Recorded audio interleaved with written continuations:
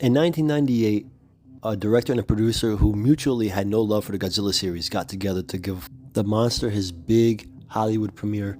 It was a movie that saw Godzilla do a whole lot of this, and then doing that a whole lot of times over and over.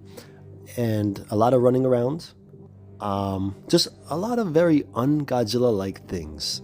But then, 18 years later, would see Godzilla get his second chance in Hollywood when Gareth Edwards would direct what would be a way more successful and beloved entry into the Godzilla franchise and a step forward in his global popularity. While I do have my nitpicks about this film, it is a much better quality made movie than what came out in 1998. It's a big step forward for Godzilla's reputation and being true to form. And unlike last time, it successfully spawned a new series of films. Despite all that, there really isn't a whole ton of Godzilla 2014 merchandise. One of the most common of them being the X Plus 30cm Godzilla 2014, which I used to have as shown here. And while mostly hitting the visual aesthetic, which at this point was a brand new Godzilla design, there was nothing else really like it to compare it to, it looked off in a lot of ways that have kept really diehard fans of this design unhappy and eagerly waiting something else to come along. And as many of us await for that to happen, I was commissioned to do some work on one of these figures to basically make it look brand new, and it required a little bit of surgery.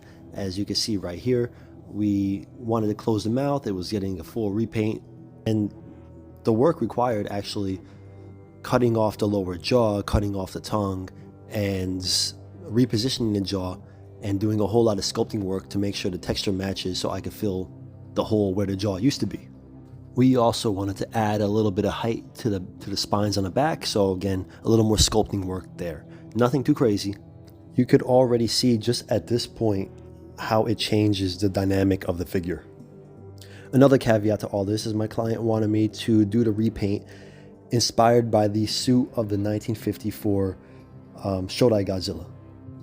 Now, as far as I know, and also with the original film being black and white, there is no concrete evidence that the suit was brown. There's been a lot of back and forth, whether it was gray, whether it was brown, but we went with it for this one, and this is the full-on reveal of the final product.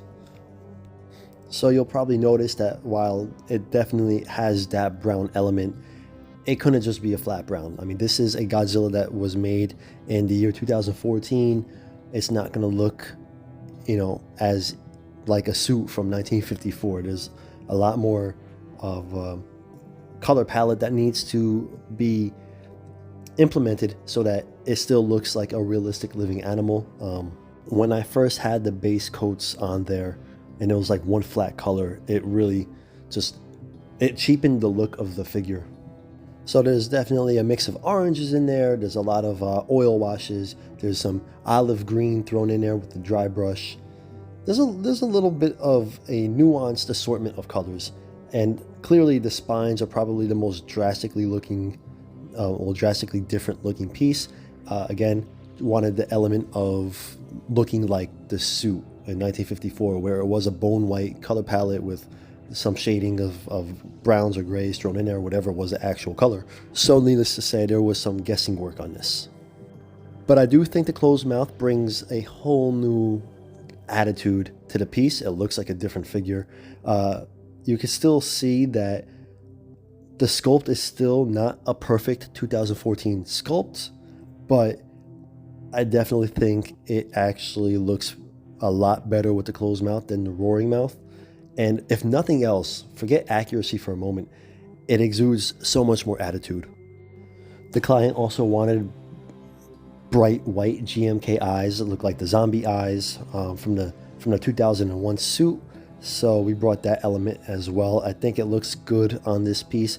Only downside is the 2014 has some really tiny eyes. But for a figure that I can't really do much with the sculpt, except for changing the mouth, obviously, I do think that we brought this figure to new heights. The paint job on the original figure wasn't bad. I mean, it actually looked great against the contrast of the other Godzilla's on the shelf. But this definitely looks a lot more animalistic and like just looks like something that could really be living and breathing, standing in front of you. Well, that's about it, guys. I did good on this video. I kept it to a my target was 5 minutes. Obviously, I went past it a little bit. But thank you guys for watching. Like and subscribe. I really appreciate it. Peace.